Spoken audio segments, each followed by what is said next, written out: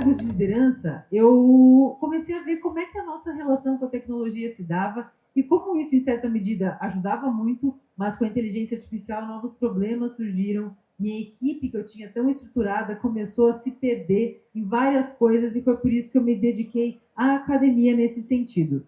Gente, eu não... Aí, aqui está um pouquinho de mim, pouco importa, não vim aqui para falar de mim, é só para vocês terem uma ideia de onde eu estou atuando para levar um pouco dessas minhas pesquisas que eu faço dentro da academia, porque eu sou uma grande defensora de que academia e mercado, quando unidos, mudam o jogo, principalmente quando tendem a priorizar o ser humano, tá? Então, hoje, LinkedIn, a gente está lá, quem depois quiser entrar em contato, vamos manter contato, por favor.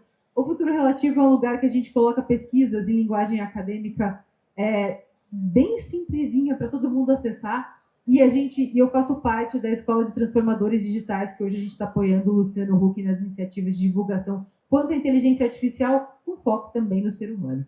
Tá, gente? Eu estou tentando... Tá. Vamos começar aqui. Parecia com ele, não é ele mesmo. É, né? Ele mesmo. Ó, já vou deixar 2 aqui. Você escolhe o que você faz. Para quem que você dá aí, já pode dar 2, que ainda tem mais 2 para o final. Eu posso dar? Tem que dar agora? Tanto faz, mas se vocês quiserem escolher fazer a pergunta aí sobre então o primeiro slide, você já pode dar. Não, vai com perguntinha aqui, ó. Vamos começar o seguinte. Eu trouxe para vocês uma coisa que me impactou bastante, essa frase, que nós estamos realmente em era onde o conhecimento está muito acessível, muito democratizado. Porém, Steven Pinker ressaltou muito bem que a gente enfrenta rompantes de irracionalidade, mesmo diante de tanta informação. Essa irracionalidade, que ele diz, ele se atém muito aos dados, mas eu proponho que essa nossa racionalidade humana pode ser muito mais do que meramente dados. E é isso que eu quero conversar com vocês aqui. Porque a gente precisa, mais do que dados, a gente precisa de compreender os nossos contextos. Só que os nossos contextos são muito instáveis, a gente tem uma demanda de informação sem precedentes, tanto demanda quanto de recepção de informações, sem precedentes. E a gente tem uma ilusão de que está compreendendo tudo. Só que não é bem assim que acontece. E o contrário da não compreensão é a má compreensão. O contrário da compreensão não é a não compreensão, é a má compreensão. Achar que a gente sabe do que está falando e não sabe do que está falando. E é isso que muitas vezes acontece com a questão da inteligência artificial. E por que isso acontece? A gente acha que é tudo ChatGPT e tudo mais, mas talvez não seja bem assim. E eu sempre proponho o seguinte, esses 4 Cs aqui, para a gente começar a ter uma visão um pouco mais concreta da nossa realidade. É observar os nossos contextos, buscar compreensão, para a gente fortalecer a nossa confiança para operar e usar todas as tecnologias que vão estar à nossa disposição, para a gente dar vazão à criatividade. E eu vou mostrar para vocês como é que a gente segue nisso aqui. Qual foi o grande paradigma que rompeu nesse nosso contato com a tecnologia? A inteligência artificial, a gente sabe, vem lá finalzinho dos anos 40, já se falava em alguma tecnologia que se aproximasse do aspecto funcionalista humano. Funcionalista, ou seja, em fazer coisas que o ser humano faz. Colocar em comparação em relação a funções, não em relação ao lugar de entidade. Funções. Isso lá no final dos anos 40 já. Anos 50, começou com o Turing, a gente vai voltar a isso, mas o boom realmente foi agora a nossa interação por meio da linguagem natural. A nossa linguagem estabelece nossas relações no mundo. E com uma máquina, isso que realmente foi. Só que a linguagem também, além de proporcionar o nosso acesso muito mais fácil à tecnologia, o que acontece com a linguagem? Ela também é o problema. Ela também é o problema. Por que ela é o problema? Porque a gente usa termos aplicados a estruturas artificiais como se esses termos fossem dados, como se fossem óbvios, como se fossem claros. O que é inteligência? A gente não tem uma definição unívoca em nenhuma área, desde a ciência até a filosofia. A gente está há séculos discutindo o que é inteligência. O que é pensamento? O que é consciência? Vai ter consciência, mas o que a gente está falando de consciência? É consciência de alguma coisa? Consciência sobre si, sobre nossas sensações? O que é isso? Então, ao mesmo tempo que trouxe muitas oportunidades, trouxe muitos problemas à nossa relação com a linguagem. E aí, aqui eu trouxe alguns aspectos, eu vou tentar passar meio rapidinho para a gente não perder muito tempo, sobre a nossa relação com a linguagem. Todo mundo fala de Turing quando fala de inteligência artificial. E aí remetem ao teste de Turing. O teste de Turing, que a gente chama hoje de teste de Turing, na verdade é só um das 4 versões que tem no famoso artigo dele sobre essa relação de homens e máquinas. E o problema da linguagem, que muita gente não fala, já foi percebido lá por Turing. Quando ele pergunta no primeiro parágrafo do artigo dele, podem as máquinas pensar? Ele dá um passinho para trás e está escrito isso. E ele fala assim, mas para eu saber se as máquinas têm que pensar, antes eu tenho que definir o que é pensamento e definir o que é máquina. Porque para o Turing, nós somos uma máquina. Nós somos uma máquina orgânica. Percebe o problema da nossa linguagem? Aí, ele já disse isso. Inclusive, a relevância da linguagem neste artigo seminal do Turing, que é o Computer and Machine Intelligence, também tem algo muito, muito óbvio, que quando a máquina vai se passar pelo ser humano, é também pela linguagem. Sempre a linguagem. As nossas relações se reduzem à linguagem? Vamos dar uma olhada nisso. Aí eu trouxe também a questão do McCarthy, que ele que foi realmente quem cunhou o termo inteligência artificial. Por quê? Porque ele tinha uma área de estudo chamada Automata Studies. E essas pesquisas que estavam sendo feitas davam conta só do aspecto funcionalista, de procurar fazer coisas com máquinas que os seres humanos faziam. Só que ele não queria mais isso. Ele queria reproduzir os processos neurais. E aí ele que colocou esse termo para ser mais catchy, para ser mais atrativo para as pessoas. Isso mostra também o poder da nossa linguagem. Hoje em dia a gente fala de Artificial General Intelligence. Isso aqui já virou um tremendo problema que também ninguém sabe definir o que é. Está causando medo em todo mundo. E para tirar o medo disso, pesquisadores como Ian LeCun propõem 2 outros termos, por exemplo, que é o Human Level Intelligence, Artificial Intelligence, para falar que estamos no mesmo nível, mas que não vai ser geral, não é uma generalização de inteligência. Não é isso. E o Ian LeCun para falar, parem de medo. Ele já colocou essa outra nomenclatura. Dentro do Meta também é utilizado essa nomenclatura, Advanced Machine Intelligence, para tirar a comparação com o ser humano. E, engraçado que o Ian LeCun é francês e a palavra ami é bonitinho, porque é tipo amigo em francês. Então ele sempre usa essa palavra para parar de assustar as pessoas, porque ele defende que não vai chegar. Outra coisa que aponta a nossa relação com a linguagem, também, lembra do Eliza? Alguém já ouviu falar do Eliza aqui? A primeira camiseta aqui, ó. Quem já ouviu falar do Eliza? Olha lá atrás, ó. Ele primeiro aqui, levantou a mão. Então, uma camiseta para você, passa lá para trás ali pro moço de azul. Tem que provar, hein, quem é. Quem é o Eliza? Fala aí. Ele ouviu, vamos falar rapidão. Ele também falou que sabe, né? Merece a camiseta também, ó. Peraí, deixa eu pegar a camiseta. O que é o Eliza? É um programa desenvolvido pelo Eisenbar. Eu sou ruim para falar nome estrangeiro assim. E é um programa que ele se passava por um psicólogo, também pela nossa linguagem natural. Só que eram perguntas muito bobinhas, assim. Na verdade, o programa era feito para responder com novas perguntas, para a gente interagir. Olha o papel da linguagem criando laços aí. Teve a ChatGPT, óbvio, nossa interação por linguagem natural. E recentemente, acho que faz uns 2 meses, eu não sei quem estava usando o ChatGPT, e percebeu que ele estava meio bajulador. Quem percebeu? Estava irritante de tão bajulador. Você falava assim, 2 mais 2 é 5. Ele te dava parabéns antes de fazer toda a coisa e falar que você estava errado. Era horrível. Então você percebe. E o que isso gera? Uma conexão com máquinas. Isso gera, então, para a gente que está interagindo agora pela nossa linguagem natural, eu estou tentando, a gente começa a imaginar que tem alguma coisa muito próxima da gente. Porque nós, seres humanos, temos a tendência de antropomorfizar tudo. E o que é essa antropomorfização?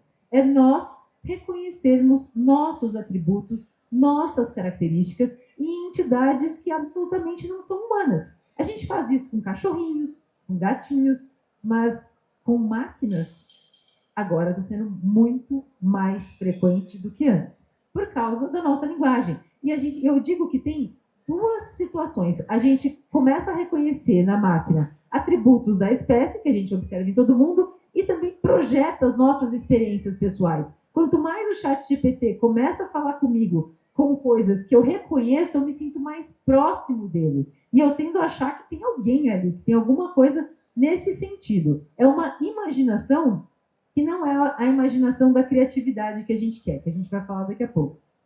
Por que a linguagem é assim? Porque a linguagem estrutura o pensamento. O pensamento humano talvez não seja só a linguagem, mas são estruturas que colocam o nosso conhecimento de uma forma mais sistematizada, as nossas relações de uma forma um pouco mais sistematizada. E é por isso que a gente tende a antropomorfizar, a projetar coisas em máquinas, em estruturas artificiais. E aí, já que é uma estrutura de pensamento, vamos estruturar o pensamento melhor aqui com a filosofia? E aqui eu coloquei só 6 de muitos aspectos, quebrou ali embaixo, mas eu vou falar, de muitos aspectos que a filosofia pode ajudar a gente, para a gente questionar a nossa realidade. Porque antes de formar um programa, nós temos que definir algumas coisas, entender o nosso mundo para projetar ele dentro de qualquer sistema de inteligência artificial. A filosofia pode ajudar a gente, por exemplo, em questões morais. Em questões morais, normalmente a gente tem algum acordo. Porque todo mundo está de acordo que estar empregado é melhor do que estar desempregado, por exemplo. Não é? Que dá oportunidades iguais para as pessoas também é melhor do que não dá-las. Então, as questões morais estão, de certa forma, um pouco mais resolvidas. As questões éticas, eu costumo dizer que é uma hierarquização dos nossos interesses, cumprindo com a moral. A filosofia também ajuda aqui. A teleologia, que é a finalidade. Para que a gente está adotando sistemas de inteligência artificial? Qual é a nossa finalidade? Qual é o lugar deles? Que problema ele está resolvendo dentro de uma companhia? Por que ele está substituindo algum ser humano, se é que está? Qual é a finalidade da gente entender? Entender a episteme, como nós conhecemos o mundo, as nossas formas de perceber. A epistemologia, o nosso método de conhecer. Depois que a gente percebe o mundo, como é que a gente estrutura esse conhecimento? Coloca ele numa cadência que consiga ser passado adiante. A epistemologia ajuda aqui. E a ontologia, sobre o que existe no mundo e o que existe dentro dos sistemas de inteligência artificial. Porque, afinal de contas, para um sistema operar de forma eficiente para uma empresa, ele precisa assumir um compromisso ontológico, que a gente chama. Ou seja, ele precisa ter representado dentro do seu programa algo na realidade. A gente precisa aprender a descrever algo na realidade dentro do programa para que esse programa consiga entregar os resultados de uma companhia que ela precisa. Inclusive, isso é fundamental para gerar essa interoperabilidade de sistemas. Porque imagina um sistema que entende uma coisa e um sistema que entende outra. Percebe? A descrição precisa estar bem alinhada em todos esses sistemas. E aqui a filosofia ajuda a gente também. E aí vamos seguir adiante aqui. Aqui eu coloquei um caso rapidamente para a gente conversar. Como é importante que a gente descreva as coisas. No caso do 11 de setembro, olha só que legal. Era uma pergunta de 3,5 bilhões de dólares. Porque a seguradora e os donos das Torres Gêmeas precisavam decidir se tinha acontecido um evento ou 2 eventos. Porque para cada evento catastrófico, destrutivo das torres, era o seguro de 3,5 bilhões. Então, foi 2 eventos? Foi um evento só. O que determina o que é um evento? A temporalidade, a intencionalidade, a origem. Percebe? Não é tão simples. A gente fala assim, tá, mas são 2 eventos. Mas se foi um ataque terrorista, eu vou precisar decidir. Esses argumentos vão precisar estar estruturados para que a gente possa tomar decisões. Percebe a importância que a filosofia pode ajudar nisso? No processo descritivo para a gente tomar decisões. Isso também dentro de sistemas de inteligência artificial. Não só, mas também. Aqui também a filosofia ajuda demais a gente. Ali eu falei de uma esfera privada, falei brevemente, mas depois a gente pode conversar ad eterno aqui, se a gente quiser, mas estou tentando cumprir o tempo. E aí também para a esfera pública, para o público amplo, para a gente pensar nas questões éticas hoje de inteligência artificial, é importantíssimo que a gente decida o que a gente está falando quando está falando dessas coisas. Para a inteligência artificial, a gente usa esses 4 primeiros checklists ali, que eles são de origem da bioética. Então, isso já vem de muito tempo, não é novo. Para a inteligência artificial, foi absorvido um quinto item, que é a explicabilidade. Mas já na tradução da explicabilidade, a gente tem um problema. Quando a gente traduz do inglês, a gente tem uma palavra em português para dizer o que é explicabilidade. Explicabilidade. Em inglês, a gente tem explainability e explicability. Explicability é a capacidade que a gente precisa, que um sistema tem de mostrar os processos. Explainability, desculpa. Explainability, de mostrar o processo que aconteceu para que ele chegasse em determinada decisão. Explicability é esse compromisso ontológico que o sistema precisa mostrar. Precisa mostrar conceitos. Ele não pode só mostrar descritivamente, porque a nossa linguagem não é estritamente representacional. Eu não posso apontar as coisas no mundo. Ah, robô, beleza. Agora, quando eu falo justiça, ferrou-se.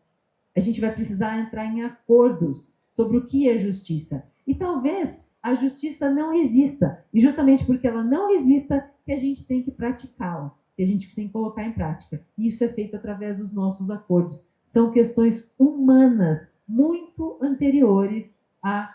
Opa, voltei. Muito anteriores às máquinas. E isso a filosofia ajuda bastante a gente. Deixa eu colocar mais adiante. Mas e aí, filosofia? Tudo se reduz à linguagem? Então, todas as nossas relações são a linguagem. Tudo é só isso. Quem acha que é só isso? Ainda bem, ainda bem. Talvez a gente seja muito mais que isso. E talvez é isso que a gente tenha que procurar investir. Parar de procurar o que nos coloca diante das máquinas, nos compare e procurar, assim, o que nos diferencia das máquinas. Não tentar, porque tentando alcançar a eficiência das máquinas, a gente esquece que a gente não é uma. Nós não somos máquinas. O Turing tem um outro artigo dele que é muito melhor do que o jogo da imitação. Ele traz o exemplo de um matemático. Ele diz o seguinte: se um matemático competir com uma máquina, ele vai perder. Ele vai perder porque a máquina é feita para acertar com um humano. Ela faz para ser melhor que a gente. E como uma ferramenta, ela vai ser melhor que a gente em tudo. Só que ela só vai perder para o ser humano se der algum problema operacional ou só é a única coisa. Porque de volume nós vamos perder de eficiência também. Só que o que acontece? Ela não é programada para errar como um ser humano. E errar como um ser humano é a nossa ousadia, que coloca a gente num processo criativo de preencher lacunas que nenhuma máquina pode fazer. Nenhuma. É sempre sobre nós, anteriores às máquinas. E a gente precisa compreender isso para a gente ter mais confiança para operar essas máquinas é ótimo. Máquinas, para a gente comunicar para a nossa equipe também. Porque quando nós estamos diante de equipes que estão executando as suas funções, que entra uma estrutura que vai competir com elas, que obviamente vai ganhar, a gente precisa mostrar para eles que o lugar deles não é aquele, é um lugar diferente. Só que essa confiança que líderes hoje precisam ter, que profissionais precisam ter, não é uma confiança que vai precisar de uma fórmula. Sabe aquelas fórmulas mágicas de siga o passo 1, 2, 3 e a sua empresa terá sucesso? Não funciona mais. Por quê? Porque são fórmulas do que já funcionou. Olha o nosso contexto. É extremamente volátil. Se a gente se apegar a fórmulas, a gente vai encaixar uma realidade totalmente espinhosa num quadradinho. Não vai funcionar. E muitos líderes de equipe não têm essa confiança hoje, porque a gente também está aprendendo. Líderes estão aprendendo. E ainda assim eles precisam mostrar confiança para a equipe. Isso é um tremendo problema. A gente não pode deixar. Então, a confiança é possível pela compreensão, mas a compreensão, não a estrutura de pensamento reduzida à linguagem, ao método. É a compreensão da nossa realidade, de como o ser humano se afeta e é afetado no mundo. Como que a gente age em confiança, não só confiando numa máquina, mas confiando na nossa capacidade humana. E falar assim, beleza, agora eu tenho mais tempo, agora eu tenho um baita estagiário e eu sou diferente disso aqui. Para de tentar se comparar com essas coisas, porque a gente vai perder feio, tá? Então, a nossa compreensão dá conta de adaptabilidade, da volatilidade dos nossos contextos e entender que o ser humano não é algo fixo, é em processo. Estamos todos em processo cada vez mais. E aí, deixa eu tentar passar. E quando a gente for comunicar para alguém que a gente está adotando uma tecnologia, um software, o que quer que seja, por mais potente que isso seja, e tenha claro, primeiro, a lacuna que isso vai preencher, entenda que está substituindo funções e não pessoas. Procure nessas pessoas como elas criam uma estrutura simbiótica de complementariedade. Não tentem substituir pessoas. Todas as empresas são feitas por pessoas. Isso não é nenhum diferencial. Diferencial vai ser onde você coloca as pessoas na sua empresa. Como você qualifica essas pessoas, estabelece as relações com as máquinas. Então, você não está substituindo pessoas, está substituindo funções. Deixa isso claro, tenha isso claro para você. E procura o que te diferencia, não o que se compara. E aí, a gente vai preencher as nossas lacunas a partir da compreensão do nosso lugar no mundo. E aqui eu trago 2 conceitos para vocês pensarem. Uma criatividade, que é essa reativa, que é o quê? Afasta a gente das coisas. É uma reação automática, instantânea. Quando eu sinto que algo ameaça e eu não compreendo, eu preencho as lacunas de forma reativa, sem refletir, sem entender o meu lugar no mundo. Eu só reajo. Isso gera o quê? Medo. Medo gera o quê? Afasta. Eu vou me afastando cada vez mais de algo que não mostra sinais de desaceleração. Não mostra, gente. Não adianta tentar fugir. Quanto mais a gente tenta fugir, pior vai ser. A partir de uma compreensão clara do que é um ser humano, do que é uma máquina, a gente consegue cair na criatividade ativa. Uma atividade, uma pulsão voluntária, que é de ter confiança, de conviver com essas estruturas artificiais, que podem ser úteis na maior parte do tempo, se a gente entender que nosso lugar é diferente. É compreensão, não é só uma estrutura fixa, entende? Nós não somos isso, nós não nos reduzimos à linguagem. Sabe o jeito que eu falo que a gente mais se conecta? Quando eu viro aqui para você e falo assim, sabe aquele troço lá? Lá do final de semana? Sabe? Fala, Flau. Não sei, não... Cara, sei. Nossa, sei. Nossa, não lembro. Pronto, a gente está conectado. Eu olhei no teu olho, eu te olhei, eu te vi, eu estou te olhando. Isso aqui, a máquina não tem. É isso que precisa para essa criatividade ativa. A gente preencher as lacunas com a nossa potência de vida, a nossa confiança de sermos o que somos e não que somos iguais a estruturas artificiais. Lindos, contanto que eu lave minha roupa, tá show. Agora o resto, deixa comigo. Entendeu? É assim que a gente tem que ir para frente. E aqui eu trago uma frase que eu quero que vocês levem para refletir. Etienne de Laboessie era um filósofo do século XVI, que ele, na sua obra Servidão Voluntária, lá do século XVI já, ele está falando sobre política aqui, mas eu quero que vocês mudem o lugar dessa frase, porque eu acho que filosofia é o seguinte, não é decoreba. A gente vai trazer pensamentos para a gente trazer para a nossa vida atual. Etienne de Laboessie está falando de política aqui. Eu estou falando dos robôs, eu estou falando de máquinas. A gente só olha para eles achando que eles são grandes, que eles são maiores que a gente, quando a gente está de joelhos, quando a gente se diminui. Isso não é o que a gente quer. Nós somos maiores que todos eles. Nós somos mais, contanto que a gente entenda que a gente não precisa ficar de joelhos. Se a gente não ficar, ninguém não sei, mas nenhuma estrutura artificial vai tomar o nosso lugar no mundo. E é isso que eu trago para vocês aqui. Eles não são grandes. Entendam, se vocês estão se sentindo ameaçados ou qualquer pessoa na equipe de vocês, é porque a gente está de joelhos. A gente está aceitando que eles sejam maiores que a gente. Então, é isso, gente. Eu tinha para falar para vocês. Muito obrigada. Caramba!